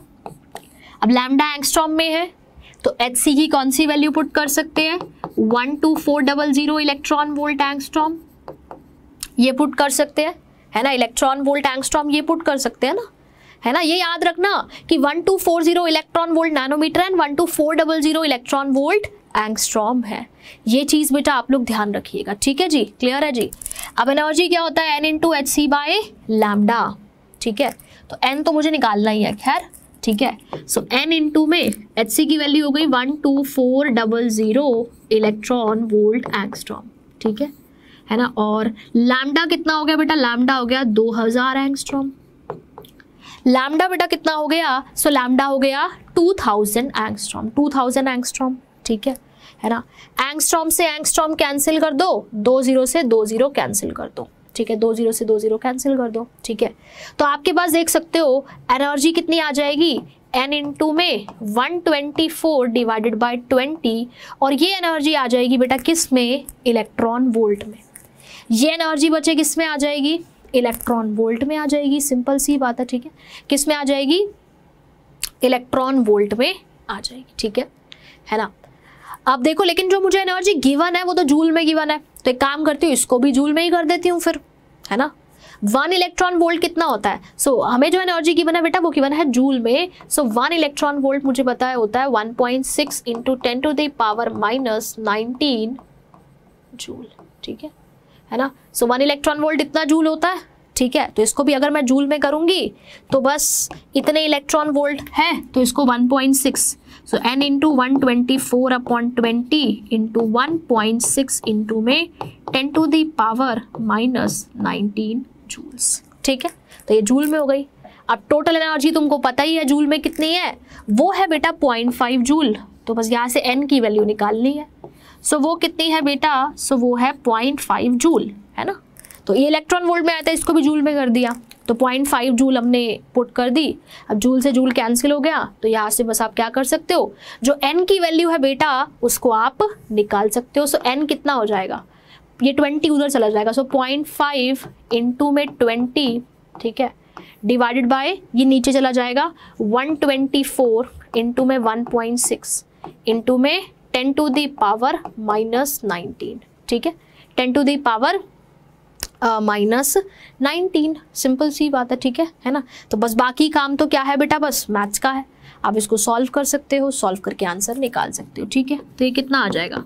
ये आ जाएगा मेरे पास 10 अपॉन में 124 into 1.6, 10 to the power minus 19, ऊपर जाके 10 टू द पावर 19 बन जाएगा। सो कितने फोटोन्स होंगे बेटा? मेरे पास इतने फोटोन्स होंगे, ठीक है। नंबर ऑफ फोटोन्स कितने होंगे? इतने फोटोन्स होंगे, 10 to the power minus 10 to the power 19 आप देख सकते हो, है ना। सो नंबर ऑफ फोटोन्स बेटा मेरे पास कितने होंगे? नंबर ऑफ फोटोन्स मेरे पास इतने होंगे, सिंपल सी बात है, ठीक है। क्लियर है आप सभी बच्चों को, है ना। इस चीज़ में किसी बच्चे को कोई कंफ्यूजन तो बस ऐसे ही निकाल सकते हो, है ना। आप वैसे सोच रहे हो कि एनर्जी जूल में दी हुई है, चलो ठीक है, एच की वैल्यू पुट करके, सी की वैल्यू पुट करके, लैम्डा पुट करके, है ना, मीटर में फिर निकाल ले, तो वैसे भी करके देख लेना, यही आएगा। वैसे भी बेटा आप करके देख सकते हो, यही आएगा, कुछ ज़्यादा फर्क नहीं आएगा, कुछ ज़्यादा फर्क नहीं आएगा, ठीक है बेटा। तो वैसे भी आप कर सकते हो, कोई दिक्कत वाली बात नहीं है, ठीक है ना, कोई प्रॉब्लम नहीं है, वैसे भी आप कर सकते हैं, राइट। क्लियर है। सो इस तरीके से आप देख सकते हो कि हम क्वेश्चंस को सॉल्व कर सकते हैं ना। देखो अब बस कहने की बात इतनी है कि वो HC की वैल्यू पुट करके कंपैरेटिवली मेरी कैलकुलेशन थोड़ी सी आसान बनती जा रही है, ठीक है। थोड़ी सी आसान कैलकुलेशंस हमारी है, ठीक है, कंपैरेटिवली आसान है ना। तो इसीलिए इसका हम लोग, मैं भी ज़्यादा इस्तेमाल करती हूँ, आप भी ज़्यादा इस्तेमाल करेंगे तो आपका टाइम वैसे ही बचेगा, ठीक है, क्वेश्चन जल्दी सॉल्व होंगे, ठीक है। चलिए अगले सवाल पे चलते हैं, नेक्स्ट क्वेश्चन पे चलते हैं। नेक्स्ट क्वेश्चन क्या है देखिए, in order to see an object, अगर मुझे किसी मतलब एक ऑब्जेक्ट को देखना है तो 10 to the power minus 19 joule must be received by our eyes. अब मैं HC वाले मोस्टली तरीके से क्वेश्चंस को सॉल्व करूंगी। आपको अपनी सहानुभूति के लिए दूसरे मेथड से करना है तो आप वो भी कर सकते हो, प्रैक्टिस करके देख सकते हो घर पे, है ना। आपको खुद ही आइडिया लग जाएगा कि किस मेथड से आप क्वेश्चन को जल्दी कर पा रहे हैं, ठीक है। देखो क्या क्वेश्चन है, क्वेश्चन है कि in order to see an object, अगर हमें किसी ऑब्जेक्ट को देखना है 10 to the power minus 19 joule must be received by our eyes, मतलब इतनी एनर्जी हमारी आंखों तक पहुंचनी चाहिए, इतनी एनर्जी हमारी आंखों तक पहुंचनी चाहिए। यानी कि बेटा टोटल एनर्जी कितनी होगी? टोटल एनर्जी होगी 10 to the power minus 19 joule, ठीक है। सो इतनी एनर्जी हमारी आंखों तक पहुंचनी चाहिए, 10 to the power minus 19 joule.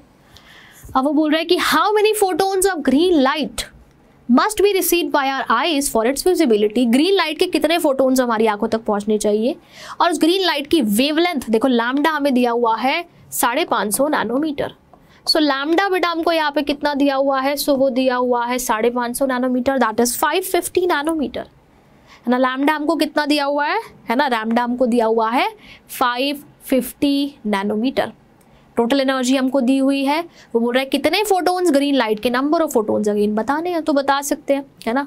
Again बेटा हमको क्या करने हैं, हमको नंबर ऑफ फोटोन्स जो है वो बताने हैं, तो आप बता सकते हो, ठीक है। सो आपको पता है ई क्या होता है, ई होता है n into H C by lambda. Total energy पता है, लैम्डा पता है ना, टोटल एनर्जी पता है, लैम्डा पता है। लैम्डा किस में है, नैनोमीटर में, तो एच सी की वैल्यू इलेक्ट्रॉन वोल्ट नैनोमीटर वाली ले सकती हूँ। सो एच सी क्या हो जाएगा 1240 इलेक्ट्रॉन वोल्ट नैनोमीटर, है ना। एच सी बेटा क्या हो जाएगा, सो वो हो जाएगा 1240 electron volt nanometre, electron volt nanometre, ठीक है ना। तो एनर्जी क्या हो जाएगी एन, एच सी क्या हो जाएगा 1240 इलेक्ट्रॉन वोल्ट नैनोमीटर, ठीक है ना। लैम्डा किसमें है 550 नैनोमीटर, तो नैनोमीटर से नैनोमीटर कैंसिल, यहां से एनर्जी आपकी आ जाएगी इलेक्ट्रॉन वोल्ट में।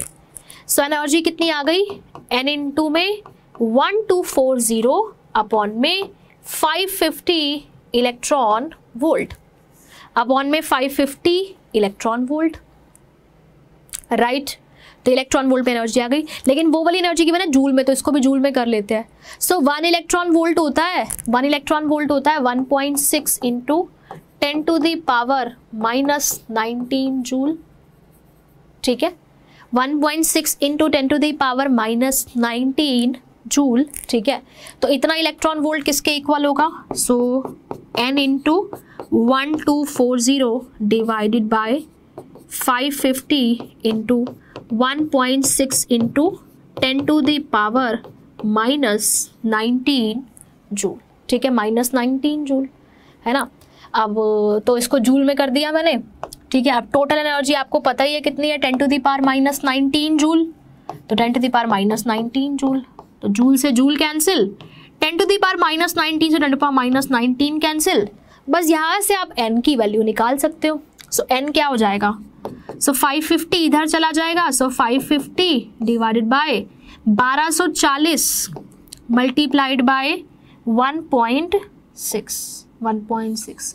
सो यहाँ से बेटा आप क्या कर सकते हो, 550 डिवाइड बाय 1240 1.6। सो यहाँ से बेटा आप क्या कर सकते हो, यहाँ से आप जो n की वैल्यू है वो निकाल सकते हो, बस सॉल्व भी तो करना है इसको, है ना, सॉल्व भी तो करना है। 0 से 0 कैंसिल हो गया, सो 55 अपॉन 124 इंटू 1.6, तो यहाँ से आप n की वैल्यू निकाल सकते हो। यहाँ पे n की वैल्यू कुछ 0.27 के करीब आएगी, तो मतलब परेशान मत होना कि मैम 0.27 कैसे हो सकती है, एक क्वेश्चन है बस, ठीक है, क्वेश्चन है, आप ये मत सोचना कि मैम n की वैल्यू इतनी कैसे हो सकती है, ठीक है ना। तो प्रैक्टिकल बात पे मत जाना, बस क्वेश्चन है, क्वेश्चन की तरह सॉल्व करो, छुट्टी, ठीक है, क्लियर है ना। सो इस तरीके से बेटा आप देख सकते हो कि n की वैल्यू हम क्या कर सकते हैं, निकाल सकते हैं, सिंपल सी बात है, ठीक है ना, क्लियर है ना। तो बस हो गया सॉल्व, तो बस ऐसे ही बेटा हमको अपने क्वेश्चन को सॉल्व करना होगा, ठीक है।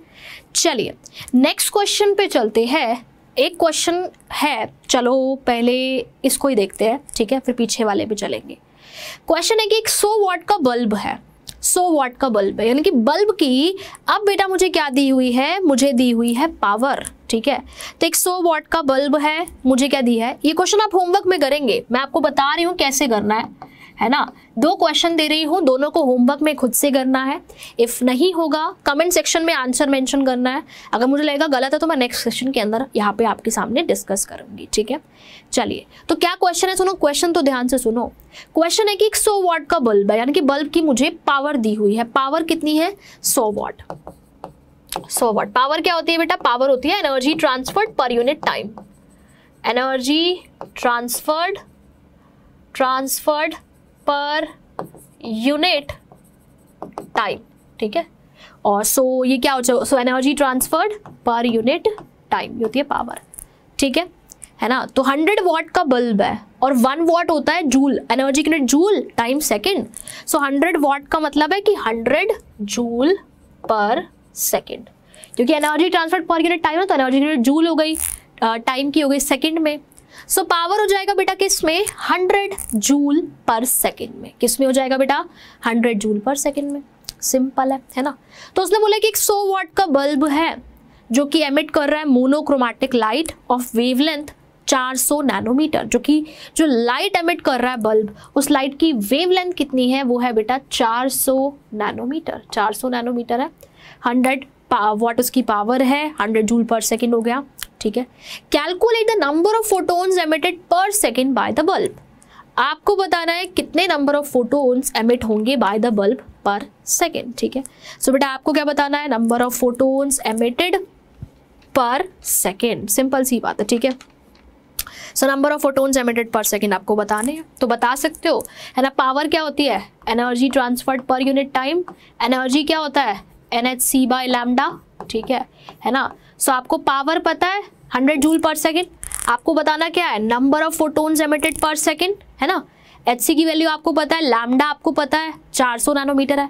बस पुट करना है और ये निकालना है कि नंबर ऑफ फोटोन्स एमिटेड पर सेकेंड कितने होंगे, ठीक है। नंबर ऑफ फोटोन्स एमिटेड पर सेकेंड कितने होंगे, ये बस निकालना है और क्या करना है, ठीक है ना। क्लियर है ना बेटा। तो बस यही बच्चे आपको निकालना है और कैलकुलेट करना है, ठीक है ना। तो बस कर लोगे ना यार, इसमें तो कुछ दिक्कत ही नहीं है। नंबर ऑफ फोटोन्स एमिटेड पर सेकेंड निकालना है, ठीक है। लैम्डा तुम जानते हो, Hc की वैल्यू भी आपको पता है कि Hc की वैल्यू क्या होती है, ठीक है। चलो इसी तरीके का एक और क्वेश्चन है ना, जो कि होमवर्क में करना है, और फिर इसका आंसर भी मुझे, दोनों क्वेश्चन का आंसर मुझे कमेंट सेक्शन में चाहिए। अगर कर लोगे तो बहुत बढ़िया रहेगा, है ना। आपकी चीज़ें, आपके कॉन्सेप्ट क्लियर होंगे, ठीक है। अगर मुझे लगेगा गलत है तो मैं नेक्स्ट सेशन में यहाँ पे आपको ज़रूर कराऊंगी, ठीक है। चलिए नेक्स्ट क्वेश्चन है कि बल्ब इज रेटेड 110 वाट का एक बल्ब है, यानी कि बल्ब की पावर कितनी है, 110 वाट, यानी कि 110 जूल पर second. If it emit 25% of absorbed energy as red light, तो इस 110 वाट पे से 25% जो है वो एज रेड लाइट एमिट हो रही है, ठीक है। वेवलेंथ दी हुई है, ठीक है। नंबर ऑफ फोटोन्स बताने हैं पर सेकेंड एमिट कितने होंगे। सो एज रेड लाइट कितनी एमिट हो रही है, इसका 25%, तो इसका 25% निकाल लेना, ठीक है। तो आ जाएगी एनर्जी जो भी होगी हमारे पास, ठीक है। नंबर ऑफ फोटोन्स बताने हैं, लैम्डा तुमको पता है तो निकाल सकते हो, है ना। तो सिमिलर तरीके से ये क्वेश्चन आपको करना है, ठीक है ना। और करना खुद से, और कमेंट सेक्शन में बेटा आप लोग इसका आंसर ज़रूर मेंशन करना। नेक्स्ट क्लास में we will discuss about this question, ठीक है। चलिए बहुत ही बढ़िया, अब चलते हैं आगे। तो यहाँ पे हमारी प्लैंक्स क्वांटम थ्योरी की होती है समाप्ति। नेक्स्ट मेरे पास एक छोटा सा टॉपिक है, that is the photo dissociation. Photo dissociation, अब बेटा फोटो डिसोसिएशन से आप क्या समझते हैं, ठीक है। सो फोटो डिसोसिएशन हमारा अगला टॉपिक है। तो फोटो डिसोसिएशन से आप क्या समझते हो, फोटो से तो समझते ही होगे, फोटो का मतलब क्या है। सो फोटो का मतलब बेटा क्या है, फोटो का मतलब होता है लाइट, है ना। फोटो का मतलब क्या है, फोटो का मतलब है लाइट। डिसोसिएशन का मतलब होता है टूटना, है ना। सो फोटो डिसोसिएशन का मतलब क्या है, फोटो का मतलब हो गया लाइट, और डिसोसिएशन का मतलब हो गया टूटना, यानी कि ब्रेक होना। डिसोसिएशन का मतलब हो गया बेटा टूटना, यानी कि ब्रेक होना। फोटो का मतलब हो गया लाइट, डिसोसिएशन का मतलब हो गया टूटना, यानी कि ब्रेक होना, ठीक है। सो हमें अगर किसी बॉन्ड को तोड़ना है, एक बॉन्ड को तोड़ना है, आपको पता है कि एटम्स के बीच में क्या होता है, बॉन्ड होता है ना। पढ़ा होगा छोटी क्लासेस में ये चीज़ की, बॉन्ड होता है एटम्स के बीच में। तो अगर मुझे जैसे मान लो एक बॉन्ड है दो एटम्स के बीच में, अगर मुझे इस बॉन्ड को तोड़ना है तो तोड़ने के लिए मुझे एनर्जी देनी पड़ेगी। मुझे क्या करना पड़ेगा, एनर्जी देनी पड़ेगी। ऑब्वियस ही बात है ना, ऑब्वियस ही बात है यार, है ना। तो एनर्जी देनी पड़ेगी। तो फोटो डिसोसिएशन में क्या होता है, breaking of bond using the light energy, मतलब एनर्जी को यूज करके, है ना, बॉन्ड को तोड़ना, ठीक है ना। तो इसी को बोलते हैं फोटो डिसोसिएशन, ठीक है। लाइट एनर्जी को यूज करके बॉन्ड को तोड़ना, बॉन्ड को ब्रेक करना, ठीक है। अब बेटा एक टर्म आती है मेरे पास, that is bond energy. Bond energy, अब ये बॉन्ड एनर्जी क्या होती है, सो बॉन्ड एनर्जी मेरे पास होती है, it is the energy required to break 1 mole bond, यानी कि 1 मोल बॉन्ड को तोड़ने के लिए, फिक्स है ये 1 मोल बॉन्ड को तोड़ने के लिए जो एनर्जी चाहिए उसको बेटा हम लोग क्या बोलते हैं, उसको बोलते हैं बॉन्ड एनर्जी। क्या बोलते हैं, बॉन्ड एनर्जी बोलते हैं, ठीक है। 1 मोल बॉन्ड को तोड़ने के लिए जो एनर्जी चाहिए, कितने को, 1 मोल।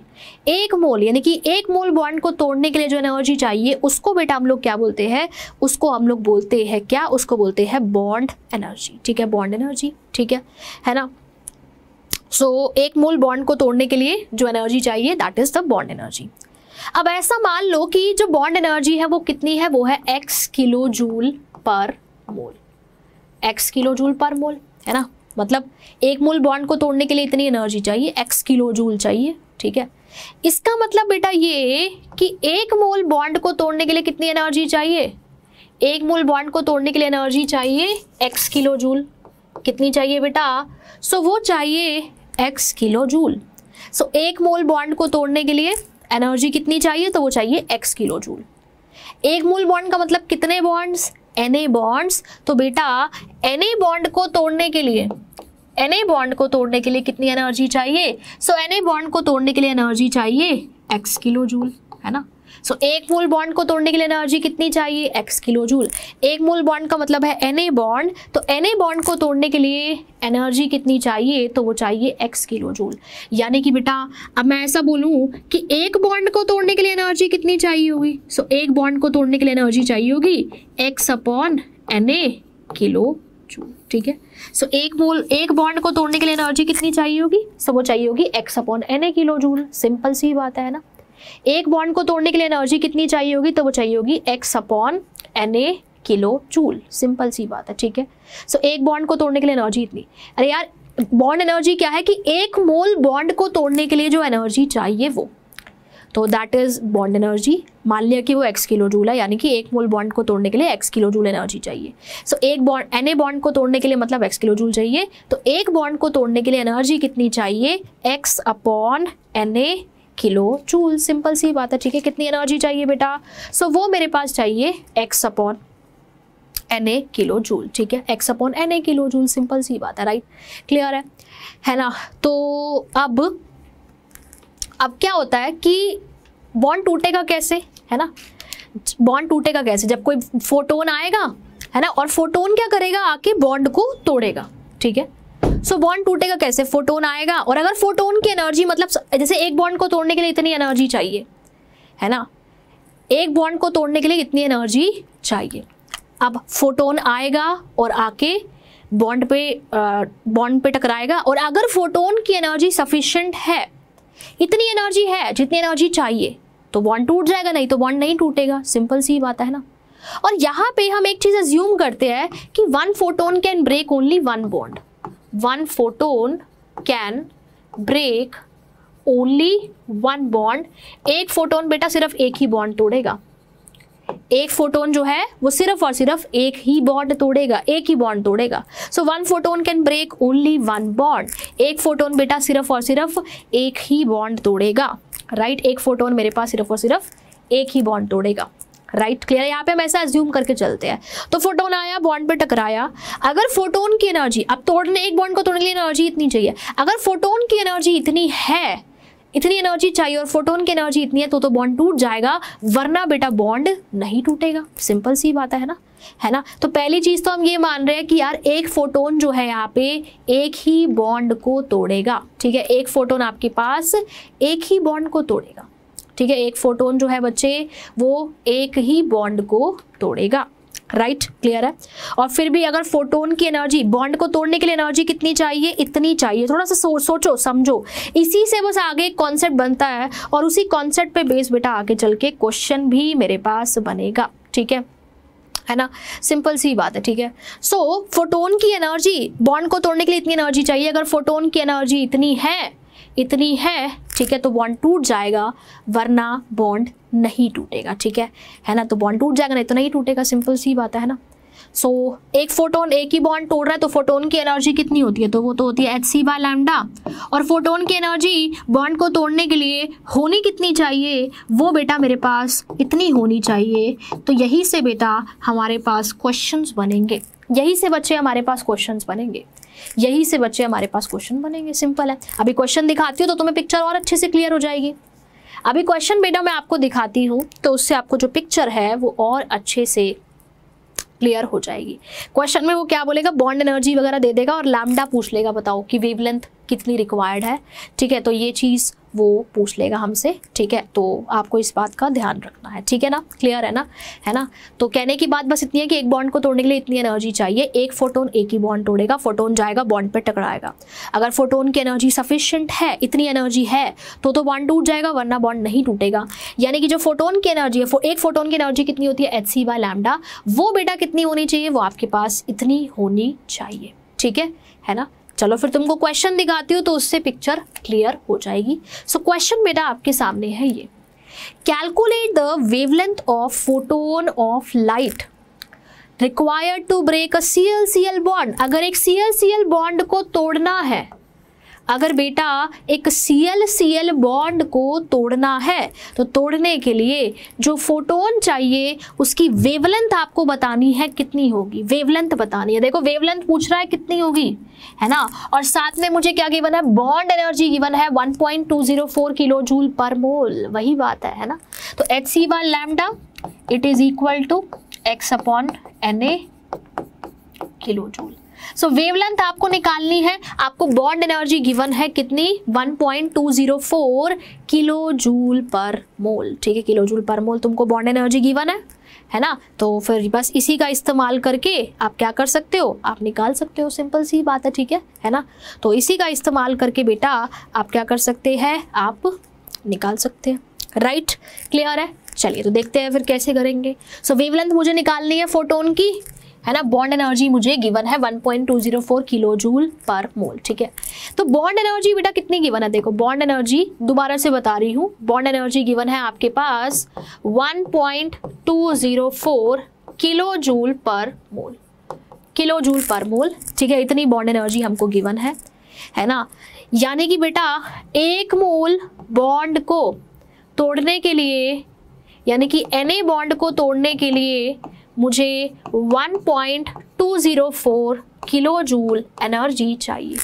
यानी कि बेटा Na बॉन्ड को तोड़ने के लिए मुझे 1.204 किलो जूल एनर्जी चाहिए। ठीक है, सो एक बॉन्ड को तोड़ने के लिए बेटा मुझे कितनी एनर्जी चाहिए होगी, मुझे चाहिए होगी 1.204 किलो जूल अपॉन में Na, 1.204 किलो जूल अपॉन में Na।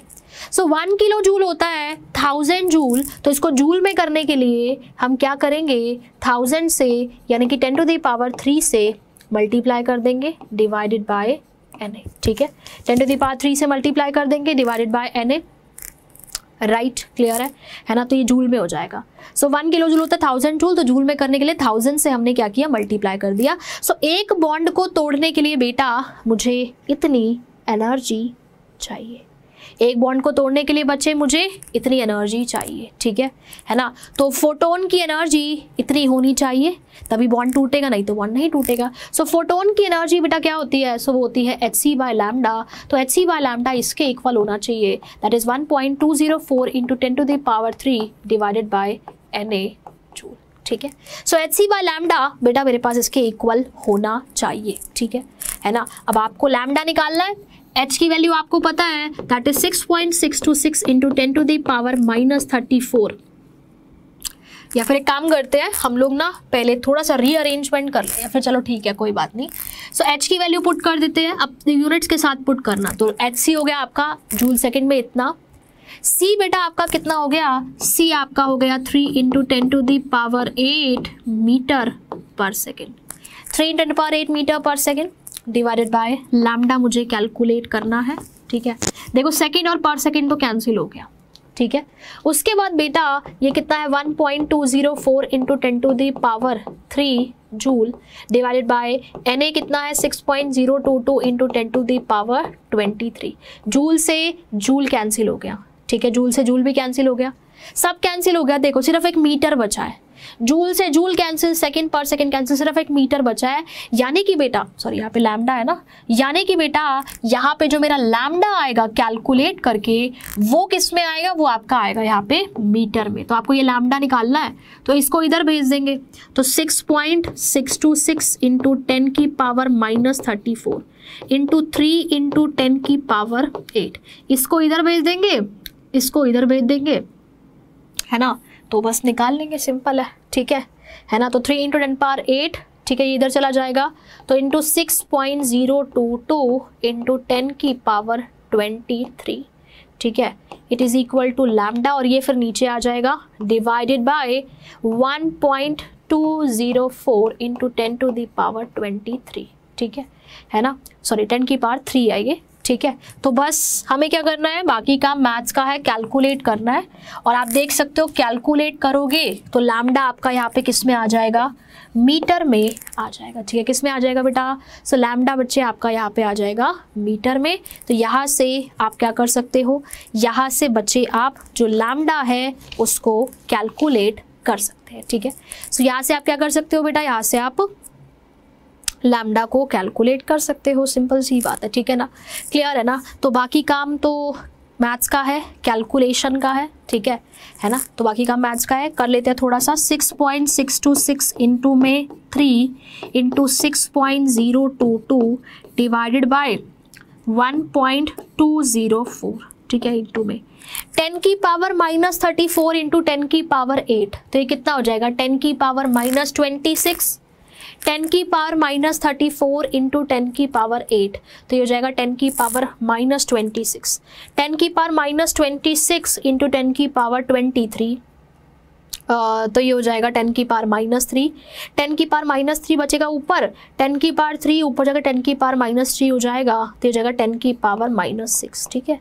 सो बस इसको सॉल्व कर लेना। अब बाकी काम तो देखो मैथ्स का है, लैम्डा हमारे पास किस में आ जाएगा, मीटर में आ जाएगा, ठीक है। मीटर में क्यों आएगा आप देख सकते हो, ये जूल सेकंड में था, ये मीटर पर सेकंड में था, ये जूल में था, जूल से जूल कैंसिल, सेकंड पर सेकंड कैंसिल, सो मीटर ही बचता है ना। तो इसीलिए बेटा आपका लैम्डा किस में आ जाएगा, सो लैम्डा बेटा आपका आ जाएगा मीटर में। सो इस तरीके से आप अपने क्वेश्चंस को सॉल्व कर सकते हैं, ठीक है ना, क्लियर है ना।